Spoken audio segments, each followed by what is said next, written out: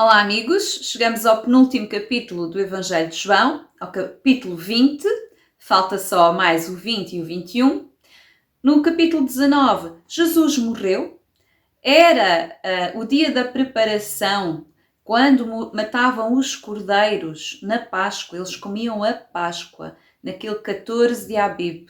Era um dia da semana. Ao outro dia era um grande sábado, era um feriado.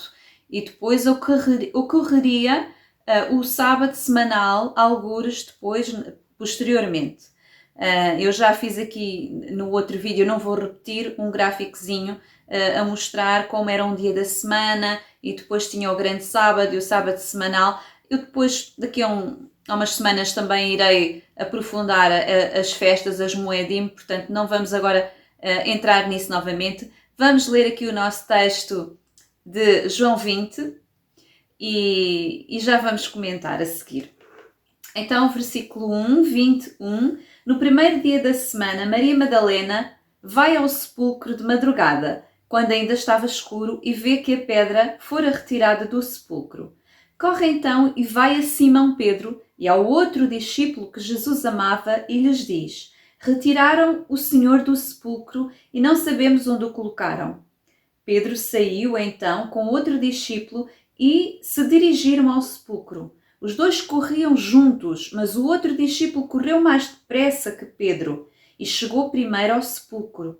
Inclinando-se, viu os panos de linho por terra, mas não entrou.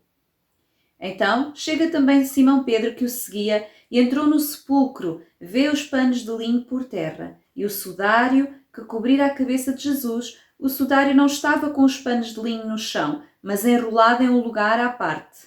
Então entrou também o outro discípulo, que chegara primeiro ao sepulcro, e viu e creu, pois ainda não tinham compreendido, conforme a Escritura, que ele devia ressuscitar dos mortos. Os discípulos então voltaram para casa. Maria estava junto ao sepulcro, de fora, chorando. Enquanto chorava, inclinou-se para o interior do sepulcro e viu dois anjos, vestidos de branco, sentados no lugar onde o corpo de Jesus fora colocado, um à cabeceira e outro aos pés. Disseram-lhe então: mulher, por que choras? Ela lhes diz: levaram o meu Senhor e não sei onde o colocaram. Dizendo isso, voltou-se e viu Jesus de pé, mas não sabia que era Jesus. Jesus lhe diz: mulher, por que choras? A quem procuras? Pensando ser ele o jardineiro, ela lhe diz: Senhor, se foste tu que o levaste, diz-me onde o puseste e eu o irei buscar. Diz-lhe Jesus: Maria. Voltando-se ela, lhe diz em hebraico: Raboni, que quer dizer mestre. Jesus lhe diz: não me retenhas, pois ainda não subi ao Pai. Vai, porém, a meus irmãos e diz-lhes: suba meu Pai e vosso Pai, a meu Deus e vosso Deus. Maria Madalena foi anunciar aos discípulos, viu o Senhor e as coisas que ele lhe disse. Vamos ficar aqui. Então, é muito bonito este texto. Maria Madalena vai ao sepulcro a ver e de repente chega lá, a pedra está, não está Jesus.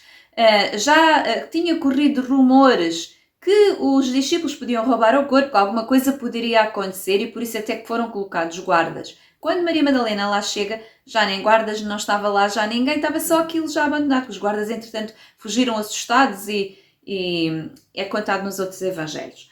Aqui a Maria chega e ela conclui: alguém levou o corpo de Jesus.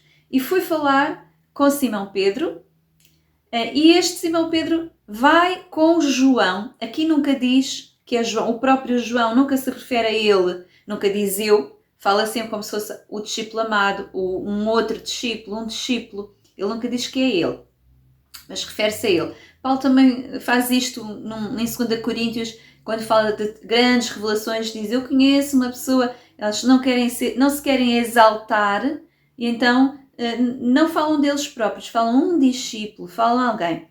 Então, o Simão Pedro e este outro discípulo, que sabemos que é João, acreditamos que é João, foram a correr, porque a última notícia, ele tinha sido morto, tinha sido sepultado pelo José de Arimateia e Nicodemos, e estavam naquela tristeza. E agora? E agora?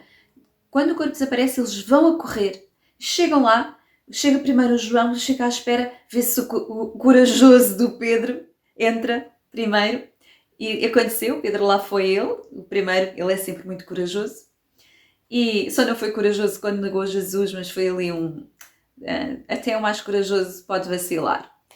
Então aqui João depois entra a seguir.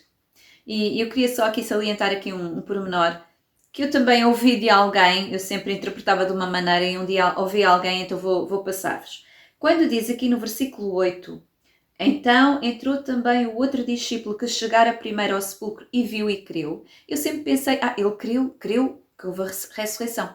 Só que aqui o que ele creu foi o que Maria Madalena tinha dito. No versículo 2 diz, corre então e vai a Simão Pedro e ao outro discípulo que Jesus amava e lhes diz, retiraram o Senhor do sepulcro. Ele creu que tinham tirado Jesus do sepulcro. Porquê? Porque vejam bem o que é que está aqui escrito. Vou repetir o 8 e o 9. Então entrou também o outro discípulo que chegara primeiro ao sepulcro e viu e creu, pois ainda não tinham compreendido que, conforme a Escritura, ele deveria ressuscitar. Então ele acreditou no que Maria tinha dito, que eles tinham levado o corpo. Eles ainda não tinham entendido que ele ia ressuscitar. Estão a ver aqui, também me foi explicado um dia, porque a forma como isto está aqui traduzido para o português, ficamos a pensar, ele creu, realmente este João era diferente, mas não foi o caso. Depois, Jesus aparece a Maria. A Maria voltou para o sepulcro muito chorosa, eles foram-se embora e ela ficou lá a chorar, triste, porque desapareceu o corpo do Senhor. Então surgem dois anjos e o próprio Jesus aparece a Maria. E isto é muito bonito. Eu uma vez até fiz uma publicação nas redes sociais só a dizer que Jesus apareceu primeiro a uma mulher. A primeira pessoa que pregou o Evangelho da Ressurreição foi uma mulher, foi esta Maria Madalena. E vieram logo, claro, o que é que isso quer dizer? Não quer dizer nada, não sei o quê. Aquelas pessoas muito legalistas que perseguem as mulheres que falam do Evangelho, como eu, por exemplo, já fizeram isso comigo. Então eles não gostam que Jesus tenha dado ênfase à mulher, que tenha valorizado a mulher. Mas a verdade é que Jesus escolheu 12 apóstolos e aqueles primeiros discípulos homens, porque era a sua cultura, ele veio debaixo da lei, veio debaixo daquela cultura.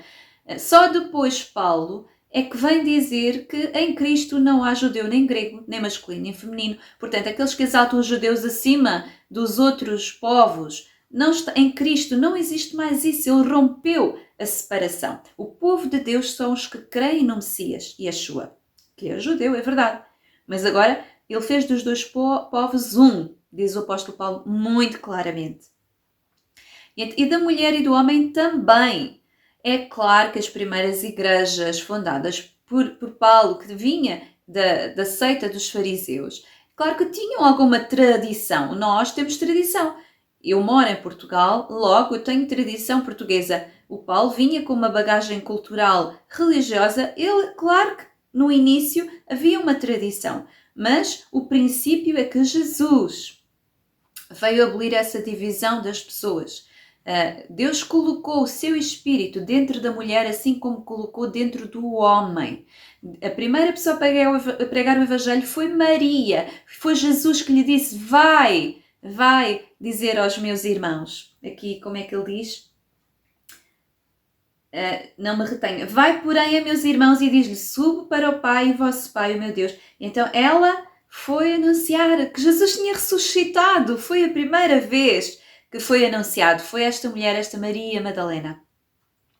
Então é maravilhoso que Jesus podia ter aparecido lá ao Simão Pedro e ao outro discípulo, mas Jesus escolheu aparecer à Maria Madalena e foi ele que quis escolher isso. E foi ele que fez com que a primeira pessoa a pregar o Evangelho da Ressurreição fosse uma mulher. Por isso, as mulheres que me ouvem, não aceitem julgos, não aceitem. Nós não estamos mais debaixo de julgos, porque fomos restaurados, resgatados de toda a maldição. Somos livres em Cristo para pregar o Evangelho, para o ensinar e para fazer tudo aquilo para o qual Deus nos chamar. Eu obedeço a Deus. Não quero os títulos e os cargos. Ninguém precisa temer que eu não quero. pelo menos não procuro, mas ninguém me pode impedir de falar aquilo, de anunciar, de testemunhar aquilo que Deus fez na minha vida e aquilo que Ele me mandou falar, ir e pregar o Evangelho a toda a criatura, fazer discípulos de todas as nações. Então isto é uma palavra de encorajamento também para as mulheres. E paramos por aqui. Falta ainda uma parte do capítulo 20. Até o próximo vídeo.